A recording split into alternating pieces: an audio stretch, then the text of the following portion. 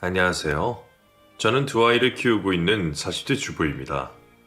평소에 집안일하면서 여기에 올라오는 사연들 잘 듣고 있어요. 남편이나 시가 때문에 고생한 분들이 생각보다 더 많더라고요. 남일 같지가 않아요. 저도 개념 없는 예비 시가 때문에 파혼한 경험이 있거든요. 제가 당했던 걸 떠올리면 아직도 피가 거꾸로 솟는 기분입니다. 그래도 다행히 운이 좋아 당한 만큼 시원하게 갚아줄 수 있었는데요. 지금부터 여기에 상세하게 털어놔 볼게요. 저는 어릴 때부터 생활력이 참 강한 편이었어요. 중학교 들어갈 즈음에 엄마가 교통사고로 돌아가시면서 집안 살림을 제가 책임져야 했거든요. 2살 터울의 남동생을 돌보는 것도 온전히 제 몫이었죠. 남동생은 저만큼이나 일찍 철이 들어 손이 많이 가는 아이는 아니었어요. 하지만 선천적으로 소아마비를 앓아서 한쪽 다리가 불편했죠. 또래 친구들과 잘 어울리지 못해서 그만큼 제가 더 챙겨야 했습니다. 집에 돈이라도 많으면 좀 나을 텐데 아빠가 택시기사로 일해서 벌어오는 수입만으로는 저희 세 식구가 간신히 입에 풀칠이라 하는 정도였어요. 그래서 전 중학생 때부터 신문 배달을 해서 돈을 벌었습니다. 신문소 사장님이 제 딱한 사정을 알아주신 덕분이었죠. 아빠한테는 비밀로 해달라 했어요. 그냥 학교에서 모범생들을 뽑아 새벽 심화반을 운영한다고 둘러댔죠. 알면 반대하실 게 뻔했으니까요. 새벽 신문 배달은 쉽지 않았습니다. 여름엔 더워서 겨울엔 추워서 힘들었어요. 엘리베이터도 없는 아파트 단지를 꼭대기층까지 오르락내리락 하고 있자면 저절로 숨이 턱끝같이 차오르고 폐가 찢어질 것 같이 아팠죠. 그래도 온전히 제 힘으로 번 돈으로 학비도 내고 동생 간식도 사 먹으면서 참 뿌듯했습니다. 아빠는 왜 요즘 돈 달라는 소리를 안 하냐면서 의아해하긴 했지만 제가 알바하고 있다는 걸 눈치채지 못하셨어요. 하지만 꼬리가 길면 밟힌다고 어느 날 새벽 배달을 마치고 돌아오는 길에 아빠한테 들키고 말았습니다. 아빠가 출근한 줄 알았는데 그날따라 몸이 안 좋아서 그냥 들어오신 거였어요. 제가 없으니까 동생을 추궁했고 맘 약한 동생은 결국 사실대로 말해버린 거였죠. 누가 너한테 돈 벌어 오래? 어린 게 뭘 한다고 벌써부터 일을 해? 아빠는 대뜸 저를 야단치셨어요. 억울한 마음에 대들려던 저는 아빠의 얼굴을 본 순간 말문이 막히고 말았습니다. 아빠는 울고 계셨어요. 아빠가 우는 모습을 본 건 그때가 처음이었죠. 미안하다, 준이야. 이 애비가 부족해서 우리 딸까지 고생을 시키고 정말 미안하다. 난 애비 자격도 없는 놈이야. 제게 아빠는 늘 바위처럼 단단하고 강한 사람이었어요. 그런 아빠가 아이처럼 우는 모습을 보고 얼마나 놀랐는지 몰라요. 하지만 어린 제가 뭘 할 수 있었겠어요. 그저 아빠를 끌어안고 아빠 미안해. 내가 잘못했어. 그런 말 하지 마. 하면서 훌쩍이는 게 고작이었죠. 지금이었다면 아빠는 충분히 잘하고 있다고, 다른 사람이 뭐라고 해도 나한텐 이 세상 최고의 아빠라고 엄지를 들어줬을 텐데 말이에요. 아빠는 아무 말 없이 저를 끌어안고 토닥여 주었어요. 그리고 신문 배달을 그만둬라. 아빠는 우리 준이가 다른 애들처럼 밖에서 뛰어놀고 학교에서 공부 열심히 하고 그랬으면 좋겠어. 돈은 아빠가 더 많이 벌어올게. 하고 말씀하셨습니다. 그렇게까지 말하는데 차마 계속 일하겠다는 말이 나오지 않더라고요. 결국 저는 그날 이후로 신문 배달을 그만뒀어요. 그리고 아빠는 예전보다 더 열심히 일하셨습니다. 손님 한 명이라도 더 태우겠다고 쉬는 날 없이 새벽까지 택시를 모셨고요. 때때로 취객들을 상대로 대리운전 알바도 뛰었습니다. 물론 그래도 가난을 이겨내는 건 불가능했어요. 물가는 왜 그리도 가파르게 올라가고 월세며 공과금이며 들어가는 돈은 왜 그리도 많은지. 게다가 저나 동생이 나이를 먹어감에 따라 학교에 내야 하는 돈도 들어갔죠. 진짜 저나 동생은 일찍 철이 들어서 또래 친구들에 비해 욕심이 없었거든요. 브랜드 운동화나 교복 같은 건 꿈도 꿔본 적이 없어요. 그런데도 돈 들어갈 구멍이 너무 많았어요. 아빠한테 학비나 수업 준비물 때문에 돈 달라는 소리를 할 때마다 너무 죄책감이 들었죠. 저랑 동생 때문에 아빠가 더 고생하는 것 같아서 말이에요. 그럴수록 얼른 어른이 돼서 돈을 벌고 싶었습니다. 돈만 있으면 아빠도 더는 고생하지 않아도 되고 동생 아픈 다리도 고칠 수 있을 것 같았거든요. 온 가족이 행복해질 수 있을 것 같았죠. 하늘이 이런 제 간절한 마음을 알았던 걸까요? 어느 날 자고 있는데 아빠가 준이야, 준성아, 일어나 봐 얼른 하면서 저희 남매를 깨웠습니다. 잠에 취해 주변을 둘러보니 아직 캄캄했어요. 시계를 보니 새벽이더군요. 뭐야, 아빠. 나 내 학교 가야 되는데 이 시간에 깨워. 미안해. 근데 준이야 이것 좀 봐라. 아빠 1등이다 1등. 이제 됐어. 너 이제 먹고 싶은 거 하고 싶은 거 아빠가 다 해줄 수 있다고 임마. 뭐? 뭐가 1등이라는 거야? 전 아빠가 내민 종이 한 장을 얼떨결에 건네받았어요. 그리고 그게 뭔지 확인한 순간 깜짝 놀라고 말았죠. 바로 복권이었어요. 당첨자가 나오지 않아 한 번 더 이월된 무려 1등짜리 복권이었죠. 이게 1등 복권이라고? 아빠 뭔가 착각한 거 아니야? 100번은 더 확인했어. 1등 맞아. 아빠는 저와 동생을 얼싸안고 기쁨의 눈물을 흘리셨어요. 저는 그 순간에도 도무지 현실감이 들지 않아서 꿈꾸는 것만 같았죠. 아빠 통장에 거액의 액수가 찍히고 나서야 믿을 수 있었답니다. 복권 1등에 당첨되면 인생이 엄청 달라질 것 같잖아요. 하지만 저희 가족의 삶은 크게 바뀌지 않았어요. 물론 곰팡이가 가득 핀 지하 단칸방을 탈출해 작은 아파트로 이사를 가긴 했습니다. 하지만 여전히 아빠는 택시기사로 일하셨고 저와 동생도 평범하게 학교를 다녔죠. 아빠는 저희에게 사람이 돈이 생겼다고 갑자기 확 달라지면 못 산다. 살던 대로 분수를 지켜 살아야지. 하고 말씀하셨어요. 아마 아빠 스스로도 너무 큰 돈을 갖게 돼서 두려웠던 것 같아요. 하지만 아빠의 뜻과 달리 주변 사람들은 저희 가족을 가만두지 않았습니다.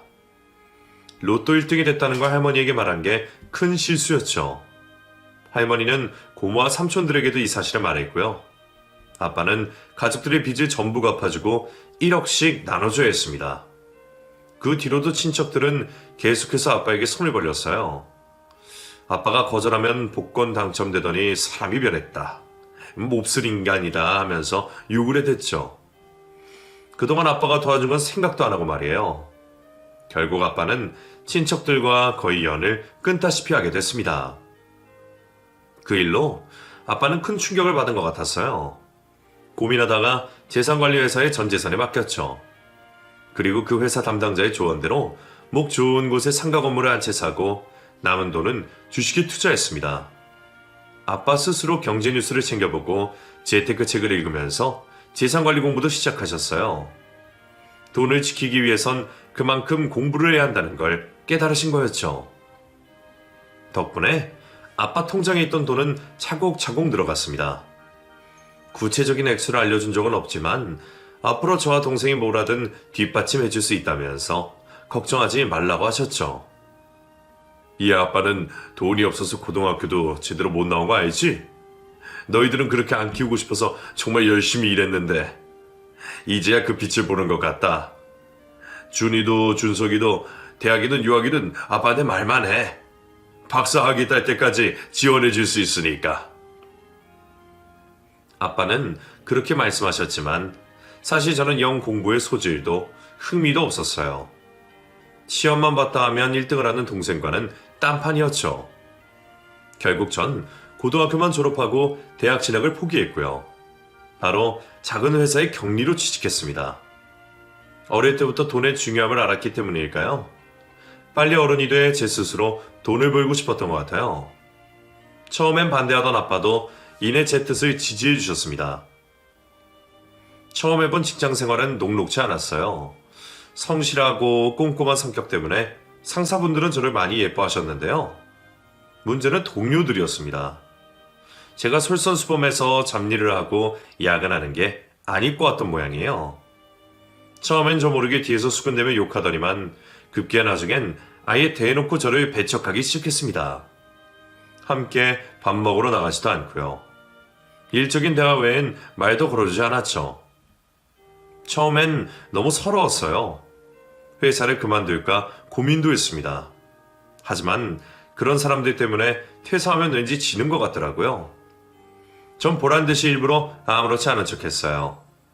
상사들이 왜 탕비실에서 혼자 밥을 먹냐고 할 때도 밖에서 사 먹으면 비싸고 살만 찌잖아요. 요즘 다이어트 하려고 도시락 사다녀요. 하고 둘러댔죠. 내가 왕따 당하는 게 아니라 내가 사람들을 왕따시키는 거다. 그렇게 생각하려고 노력했습니다. 그러던 어느 날이었어요. 평소처럼 탕비실에서 혼자 점심을 먹고 있는데 누군가 불쑥 안으로 들어오더군요. 누군가 했더니 영어TV에 새로 입사한 신입 직원이었어요. 준희 씨는 같이 밥 먹으러 안 가요? 네, 전 혼자 먹는 게 편해서요. 동기들 중에 제가 왕따를 당해서 밥을 혼자 먹는다는 걸 모르는 사람은 없었어요. 근데 그 직원은 신입이라서 잘 몰랐던 모양이에요. 진짜요? 저도 오늘 속이 안 좋아서 죽 먹으려고 포장해 왔는데 같이 먹어요. 하면서 아무렇지 않게 제 맞은편 자리에 앉더군요. 넉살이 좋다는 소문을 듣긴 했지만 참 사람이 구김살 없이 밝더라고요. 근데 그 친구가 한창 밥을 먹다 말고 갑자기 제 도시락을 빤히 쳐다보는 게 아니겠어요? 무안할 정도로 뚫어져란 말이에요. 보다 못한 제가 왜 그렇게 보느냐고 물어봤죠. 아니, 너무 맛있어 보여서요. 어머님이 싸주신 거예요? 이 나이에 무슨 엄마가 도시락을 싸줘요. 제가 직접 싼 거예요. 우와, 진짜요? 준희 씨 요리 잘하시는구나. 저도 집밥 한번 해먹으려고 장도 보고 해봤는데 너무 어렵더라고요. 엄마가 사내 자식 부엌 들어오면 거기 떨어진다고 설거지도 안 시켰거든요. 어릴 땐 그게 좋은 거라고 생각했는데 이렇게 회사 때문에 혼자 자취하게 되니까 진작 요리 좀 배울 걸 후회되네요. 엄마가 매일 와주실 수도 없는 거고 시켜먹는 음식도 너무 질리고. 그렇게까지 말하면서 제 도시락을 쳐다보는데 도저히 혼자 먹을 수가 없더라고요. 결국 예의상 여긴 아직 소환 안 됐는데 조금 나눠드릴까요? 맛은 보장하지 못하지만요. 하고 물었죠. 그러자 기다렸다는 듯이 정말요? 그래도 돼요? 하면서 죽뚜껑을 내밀더군요. 거기에 담아달라고요. 그리고 제가 도시락을 나눠주자마자 허겁지겁 먹기 시작했습니다. 어찌나 복스럽게 먹던지. 제가 먹던 나머지 도시락도 양보해줄 정도였죠.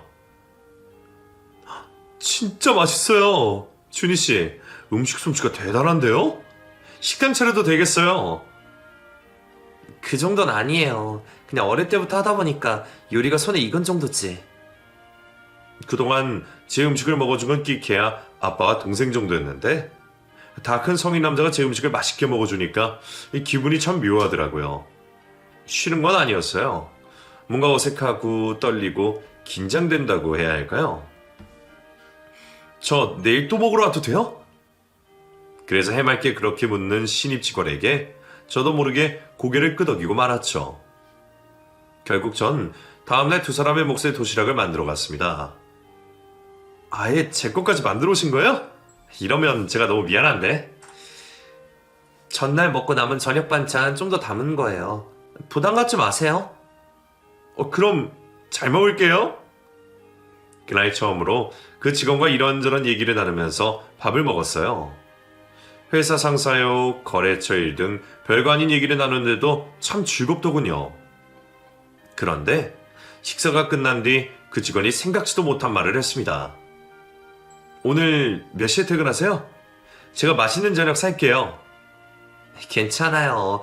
도시락 하나 더 싸운 게 뭐 대단한 일이라고. 짐승도 은혜를 입으면 갚는다잖아요. 전 그렇게 염치 없는 사람 아닙니다. 참나, 도시락 싸운 게 은혜까지 갈 일이에요? 그럼요. 제가 집밥이 얼마나 그리웠는데요. 어쨌든 이따 퇴근하고 다시 봐요. 그냥 하면 안 됩니다. 어찌나 신신당부를 하는지 결국 저는 그 직원과 단둘이 밥을 먹었습니다. 분위기 좋은 퓨전 한식집이라서 막걸리도 한잔 했죠. 술이 들어가서 그런지 더욱 허심탄회한 얘기들을 나눌 수 있었어요. 정신을 차려보니 어느새 막차 시간이 다가오고 있었습니다. 놀란 저는 이만 가봐야겠다고 자리에서 일어났죠. 그런데 너무 급하게 일어나는 바람에 다리를 삐끗하고 말았어요.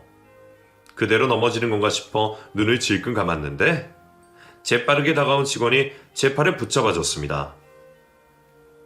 덕분에 민망할 정도로 얼굴이 확 가까워지고 말았죠. 고마워요. 저는 어색한 마음에 얼른 직원의 가슴을 밀어냈어요.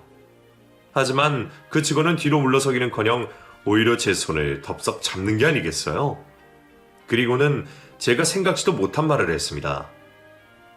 사실 저 처음 입사할 때부터 준희 씨 보고 가슴이 뛰었어요. 남자 대 여자로서 한번 만나보지 않을래요? 갑작스러운 고백이었어요. 연애 경험이 없었기 때문에 얼마나 당황했는지 몰라요.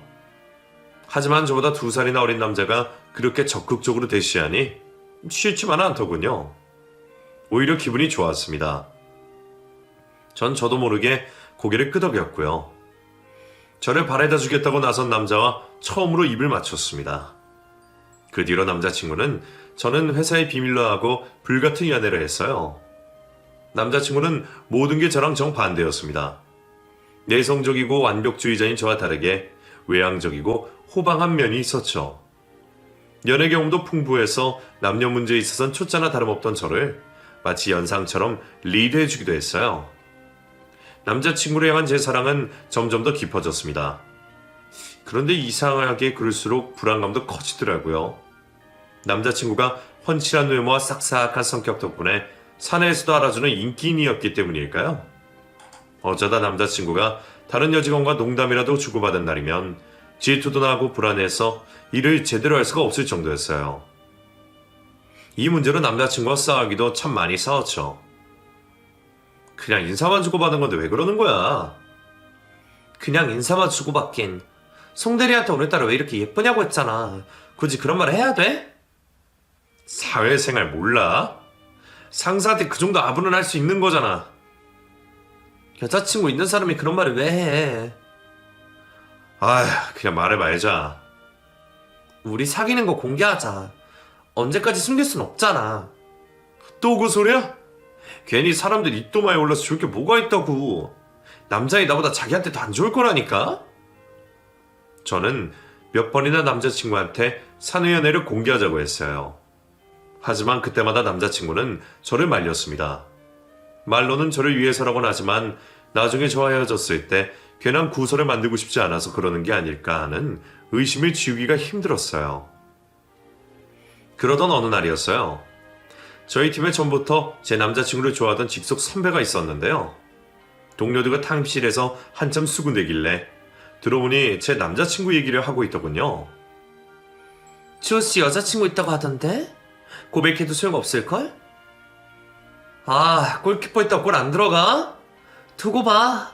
오늘 회식 때 술 거하게 먹여서 내가 짜파 때릴 테니까. 송대리 참 저질이야. 그 말을 듣는데 눈앞이 새하얘지더라고요. 차마 그 선배한테 직접 따지지 못하고 남자친구에게 울면서 얘기했죠. 나 더는 못 참겠어. 왜 내가 자기 여자친구라는 걸 말도 못하고 이렇게 끙끙대야 돼? 그냥 우리 사귀는 거 공개하자, 어? 내가 알아서 다 쳐낼 테니까 걱정하지 마. 이런 걸로 우리 사귄다고 공표해봤자 서로 발목만 잡는 거야. 앞으로 뭘 하든 사람들은 우리를 회사에서 연애질이나 하는 애들로 볼 거라고. 남자친구 말이 틀린 게 하나도 없었어요. 하지만 사람 마음이라는 게 어디 그렇게 이성으로만 다스릴 수 있던가요? 결국 저는 자기 나랑 계속 만날 마음은 있는 거야? 언젠가는 헤어질 생각을 하고 있으니까 그렇게 남들한테 알리는 걸 꺼리는 거 아니야. 하고 따져먹고 말았습니다. 무슨 그런 말도 안 되는 소리를 해. 그런 거 아니야. 아니면 내가 부끄러워? 자기보다 나이도 많고 고졸 출신 경리라서? 준이야, 너 정말 왜 이래? 그래. 자기 원하는 대로 해줄게. 우리 헤어져. 전 마음에도 없는 소리라고는 도망치듯 그 자리를 떠났습니다. 그날 외식은 완전히 엉망이었어요. 전 구석진 자리에 혼자 앉아 연거푸 술만 들이마시고 있었죠. 남자친구는 옆 테이블에 앉아서 상사들이 주는 술을 받아 먹으라 정신이 없었고요. 그렇게 얼마나 시간이 흘렀을까요? 문득 시선이 느껴져서 고개를 돌리니 남자친구가 저를 보고 있더군요. 입모양으로 술 그만 마셔 하더라고요. 전 오기가 생겨서 보란듯이 더 많은 술을 마셨습니다. 그러자 남자친구는 갑자기 자리에서 벌떡 일어나더니만 사람들의 이목을 집중시켰습니다. 뭐야 조시, 술 먹다 말고 갑자기 왜 일어났어? 건배사라도 하려고? 한 상사의 말에 남자친구는 뜻밖의 대답을 했습니다. 글쎄, 건반사 대신 다른 중대 발표를 좀 하려고요. 하는 게 아니겠어요? 전 설마 하는 마음으로 남자친구를 바라봤어요. 남자친구는 그런 저와 눈을 마주친 대로 저 영업지원부 김준희 씨랑 사깁니다. 곧 결혼도 할 거예요. 하고 큰 소리로 외쳤습니다. 남자친구의 폭탄 고백에 사람들은 얼어붙은 것도 잠시. 이내 시끌시끌하게 말들을 쏟아내기 시작했습니다. 제게도 다가와서 진짜 사귀는 거냐, 언제부터 사귀었냐 말들이 많더군요. 하지만 놀란 저는 아무것도 귀에 들어오지 않았어요. 그걸 본 남자친구가 다가와 저를 일으키더군요. 그럼 다들 저희 사이도 알게 되셨으니 오늘은 이만 가보겠습니다. 다음 주 월요일에 뵐게요. 남자친구는 그대로 저를 끌고 나가 택시를 탔어요. 전 그제야 남자친구에게 갑자기 그런 말 하면 어떡해. 하고 물을 수 있었죠. 뭐 언제는 얘기하라며. 그래도 그렇지. 이건 너무 갑작스럽잖아. 난 자기 불안하게 만들고 싶지 않아. 그렇게 불안하다면 까짓거 공개연애 그냥 하지 뭐. 결혼할 거란 얘긴 또 뭐야? 그럼 나랑 결혼 안 할 거야? 결혼하면 회사에서 결혼 축하금도 주던데 2배로 받고 잘 됐지 뭐. 남자친구는 철부지 아이처럼 웃으면서 저를 끌어안았어요. 그 포옹 하나에 마음속 깊숙하게 자리 잡고 있던 불안감이 눈 녹듯이 사라지더군요. 그 뒤로 저와 남자친구는 자연스럽게 결혼 준비를 하게 됐습니다. 회사에서 하도 언제 국수 먹여줄 거냐고 닥달을 해서 얼떨결에 말이죠. 우선 제일 먼저 아빠와 남동생에게 남자친구를 소개해줬어요. 다행히 두 사람 모두 밝고 싹싹한 남자친구를 마음에 들어 했습니다. 특히 아빠는 벌써부터 우리 임서방 하면서 애정을 숨기지 않으셨죠. 다행이다 싶은 한편 마음이 무거워지더라고요. 저는 남자친구네 부모님한테 그렇게 예쁨 받을 자신이 없었거든요. 편부가정의 고졸. 게다가 제가 남자친구보다 나이도 더 많았으니까요. 이리 보나 저리 보나 제가 빠지는 게 많았죠. 게다가 남자친구네 집에 인사드리러 가는 날에 알게 된 사실이지만 남자친구네 집은 그 지역에서도 제일 비싼 노른자 땅에 있었어요. 아버지가 고깃집을 하시는데 그게 제법 잘 돼서 벌어들이는 돈이 꽤 쏠쏠한 모양이더라고요. 제가 너무 위축된 게 눈에 보였던 걸까요? 남자친구는 걱정하지 마. 자기처럼 예쁘고 참한 여자를 싫어할 어른들이 어디 있다고 그래. 우리 회사 부장님들도 다 자기 좋아하잖아. 그냥 부장님들 상대하는 거라고 생각해. 하면서 제 긴장을 풀어주려고 노력했습니다. 걱정 말라는 남자친구의 말과 달리 예비 시부모님들은 역시나 저를 마음에 들어하지 않았어요. 밥을 먹는 내내 어찌나 차가운 눈초리로 쳐다보는지 체할 것 같았죠. 제가 사온 케이크로 후식을 먹을 때쯤엔 예비 시아버지의 질문 폭격이 시작됐습니다. 그래, 우리 주호랑 같은 회사 다닌다고? 네, 전 격리로 일하고 있어요. 대학은 어디 나왔나? 대학은 집안 형편 때문에 못 갔어요. 바로 취직했습니다. 그래? 주호한테 대강 듣기는 들었네. 아버지가 택시 일하신다고? 네, 맞아요. 그러자 가뜩이나 안 좋던 아버님의 표정이 더욱 나빠졌어요. 아마 저희 집이 찢어지게 가난하다고 생각하는 것 같았어요. 예전엔 그랬지만 지금은 그렇지 않다는 얘기를 할까 말까 고민하다 그냥 잠자코 입을 다물었습니다. 먼저 묻지도 않았는데 집안 돈 자랑한다는 게 천박하게 느껴지기도 했고요. 괜히 아빠가 복권 당첨된 것까지 말하게 될까봐 걱정이 됐거든요. 복권 당첨된 뒤로 친척들에게 너무 시달렸던 탓에 저희 가족들은 어디 가서 복권에 복자도 꺼내질 않게 됐어요. 그래서 남자친구도 저희 집이 복권에 당첨돼서 부자가 됐다는 건 까맣게 모르고 있었죠. 그렇게 남자친구 부모님께 인사를 드리고 나온 날 저는 빵점짜리 성적표를 받은 학생이 된 기분이었습니다. 아니나 다를까 그 뒤로 남자친구네 부모님은 남자친구에게 저와 헤어지라고 압박을 넣기 시작했어요.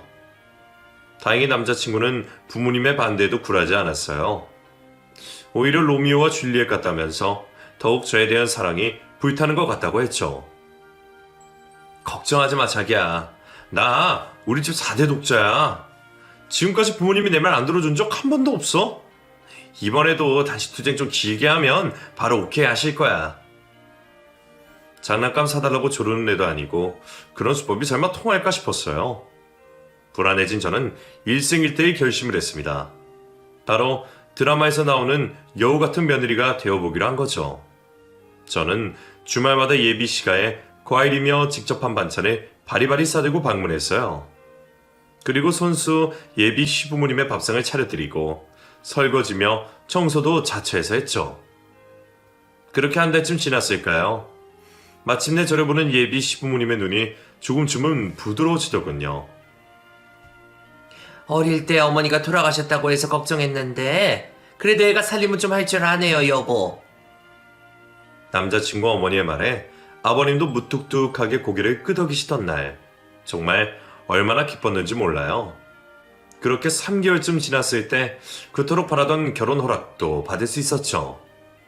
혹시라도 예비 시부모님의 마음이 변할까 두려워서 바로 상견례 날짜를 잡았어요. 그런데 당일날 갑자기 아빠에게서 연락이 왔습니다. 준이야, 어떡하지?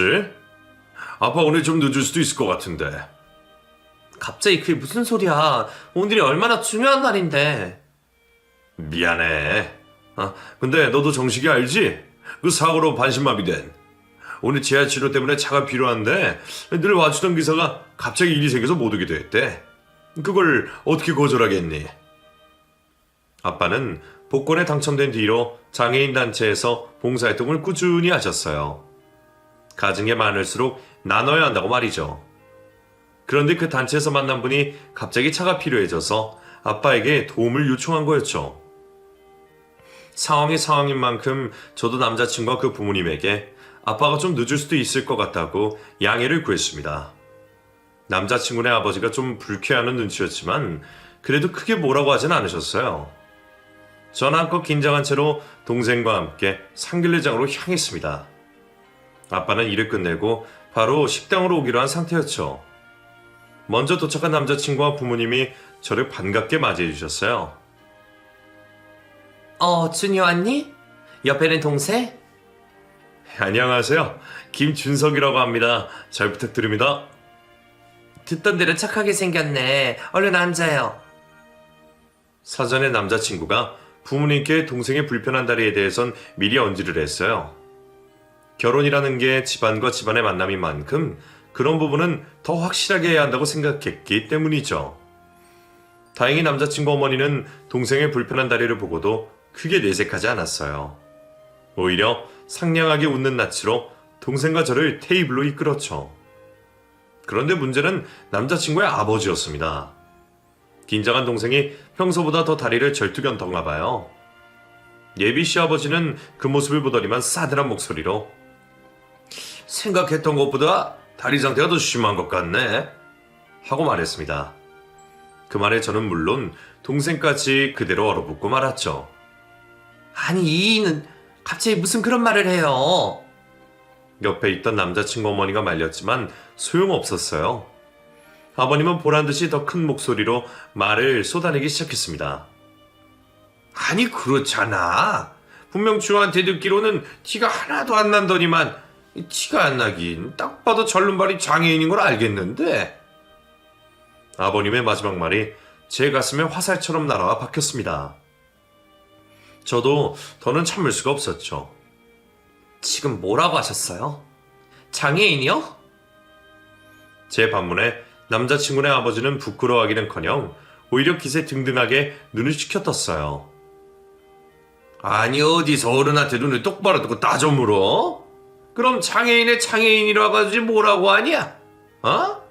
이거 혹시 유전되는 병은 아니야? 우리 임시감은 비 더럽히는 꼴을 나는 못 본다. 어떻게 어른이 됐어 그런 말씀을 하실 수가 있어요. 사람이 너무 화가 나면 눈앞이 새하얘지고 온몸이 떨리더군요. 남자친구 아버지가 뭐라 더 말했지만 귀에 들리지 않을 정도였어요. 전 일단 동생 손을 잡고 그 자리를 벗어나려고 했습니다. 그런데 그때였어요. 지금 들어오는 거 장인어른 차 아냐? 남자친구의 말에 예비 시부모님은 물론 저와 동생도 창문 밖으로 시선을 돌렸어요. 룸 밖으로 바로 주차장에 내려다 보이는 구조라서 아빠가 주차장에 주차를 하고 걸어오는 모습이 그대로 보였죠. 혹시라도 늦을까봐 헐레벌떡 달려오시는 걸 보니 마음이 너무 아팠습니다. 그걸 지켜보던 남자친구네 아버지가 문득 눈살을 찌푸리더군요. 그러고 보니까 아버지가 택시 일한다고 했지? 그 목소리엔 누구나 알아챌 수 있는 무시와 경멸이 깔려 있었어요. 전 아무 말도 하지 않았고요. 남자친구 아버지는 그대로 자리에서 일어났습니다. 너희 집은 마음에 드는 게 하나도 없지만 그래도 너 하는 노력이 가정에서 어떻게든 좋게 보려고 했는데 방금 나한테 대두는 꼴을 보아하니 안 될 것 같다. 상견례는 없던 걸로 하자. 이게 무슨 뜻인지는 충분히 이해했을 거라고 믿는다. 바보가 아닌 이상해야 알 수 있었죠. 파혼하자는 거였어요. 그토록 두려워야 하던 일인데 이상하게 마음이 차분해지더군요. 오히려 제가 먼저 이 결혼 없자는 말을 하지 못해서 분한 마음만 들더라고요. 그래요. 저도 이렇게 못 배워먹은 집안의 며느리가 될 생각은 없습니다. 아니 뭐야? 너 지금 말 다 했어? 남자친구의 아버지는 금방이라도 저를 때릴 것처럼 가까이 다가왔어요. 놀란 남자친구가 그 사이로 끼어들었죠. 하지만 제 편을 들어주려는 건 아니었습니다. 오히려 남자친구는 자기 아버지를 진정시킨 뒤 자기 아무리 그래도 어른한테 그렇게 말하면 어떡해 하면서 저를 탓했어요. 기가 막혔죠. 더는 볼 것도 없겠다는 생각이 들었어요. 그대로 동생이 손을 잡고 나오려는데 어느새 도착한 아빠가 안으로 다급하게 뛰어들어왔습니다.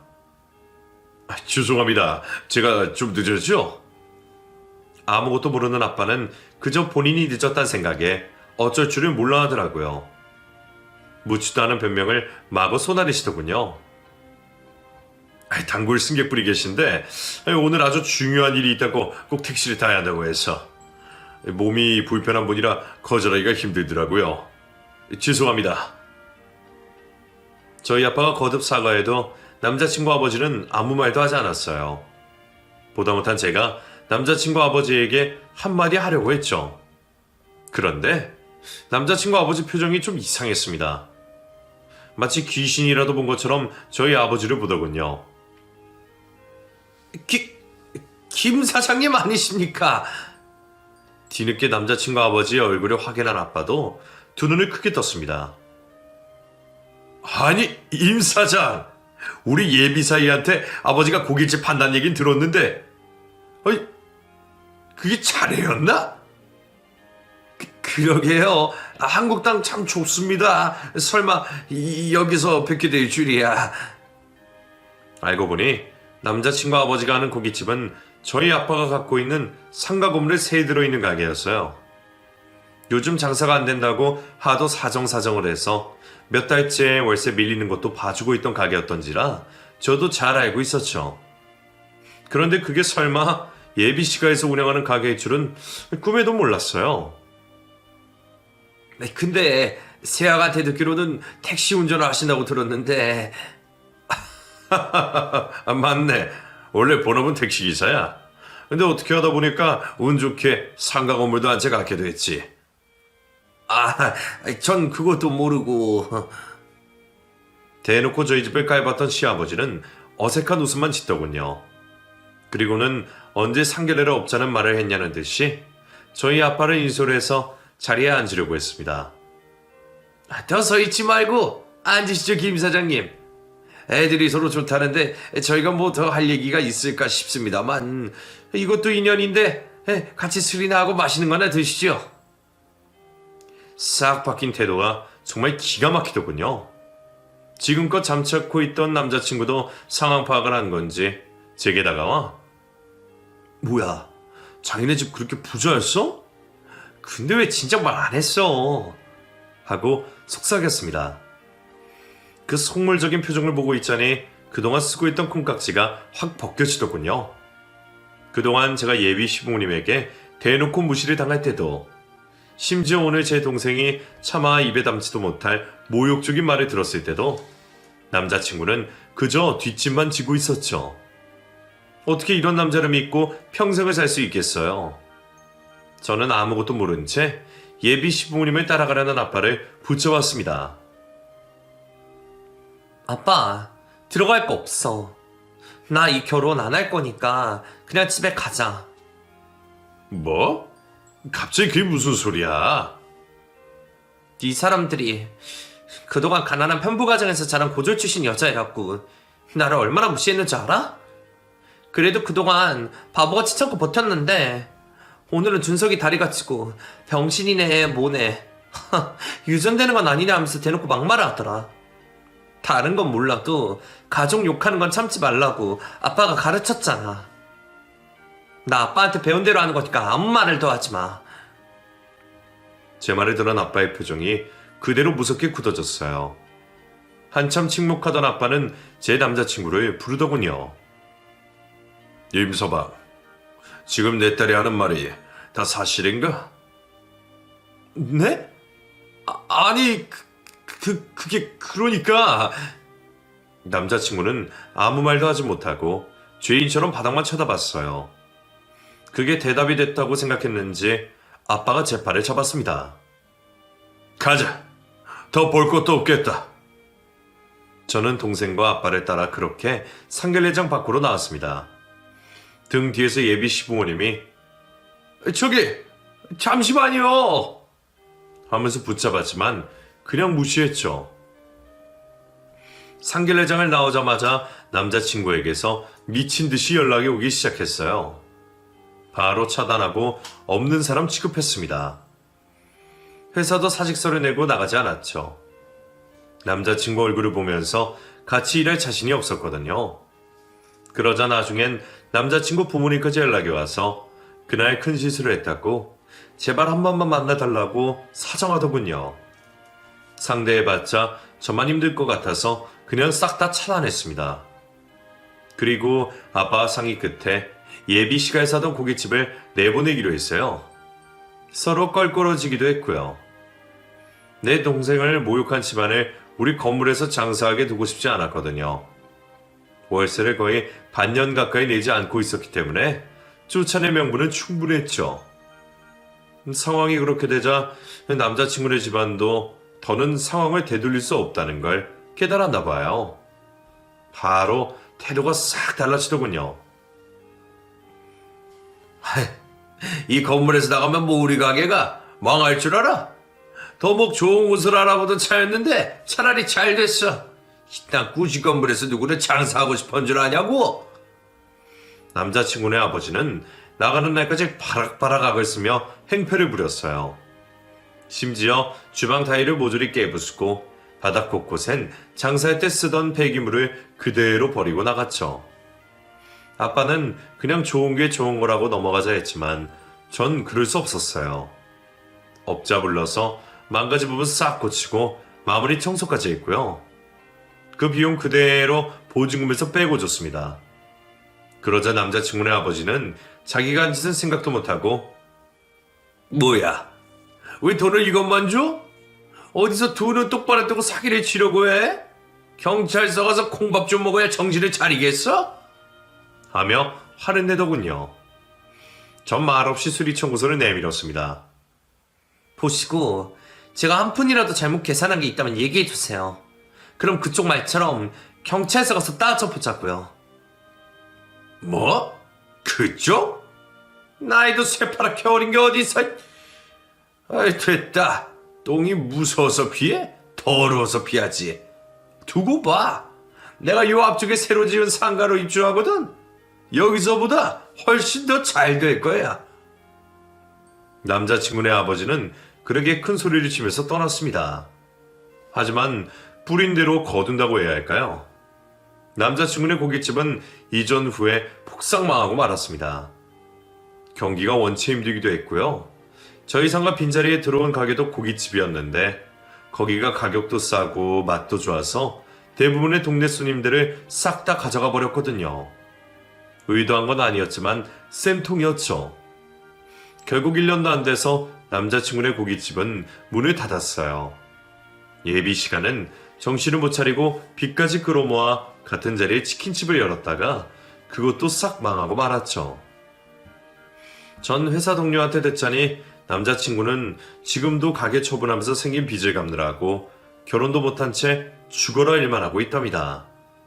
게다가 최근엔 주식에 손을 대서 죄다 말아먹었다고 하는데 요즘 죽지 못해 살지 않을까 싶어요. 그래도 한때는 결혼까지 생각했던 남자가 그렇게 산다니 씁쓸한 것도 사실이지만 어차피 더는 엮일 일 없는 남남인데 신경 쓰지 않으려고 합니다. 남자친구와 헤어진 뒤 전 오히려 더 행복해졌어요. 가족들과 사이도 더 돈독해졌고요. 몇 년 뒤 좋은 남자를 만나 결혼도 했습니다. 남편은 전 남자친구와 달리 무뚝뚝하고 조용한 성격이에요.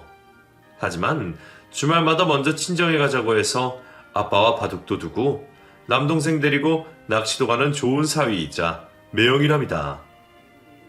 저 아이들에게도 얼마나 잘하는지 몰라요. 콩 심은 데 콩 나고 팥 심은 데 팥 난다고. 시가 어른들도 남편만큼 교양 있고 좋은 분들이에요. 사돈어른 혼자 얼마나 외롭고 쓸쓸하겠냐면서 먼저 저희 아빠한테 연락도 자주 하시고요. 자기들끼리만 여행을 다녀오시기도 하세요. 아빠가 우리 딸 결혼 참 잘한 것 같다면서 웃을 때마다 얼마나 행복한지 모릅니다. 쥐구멍에도 볕들 날이 있다고 하잖아요. 전 남자친구와의 끔찍한 이별 후 이렇게 남부럽지 않은 가정을 꾸릴 수 있게 돼 참 다행이라고 생각해요. 그러니 지금 힘든 일을 겪고 계신 분들이 있다면 조금만 더 버티셨으면 좋겠습니다. 긴 사연 들어주셔서 감사합니다. 모두 행복하세요.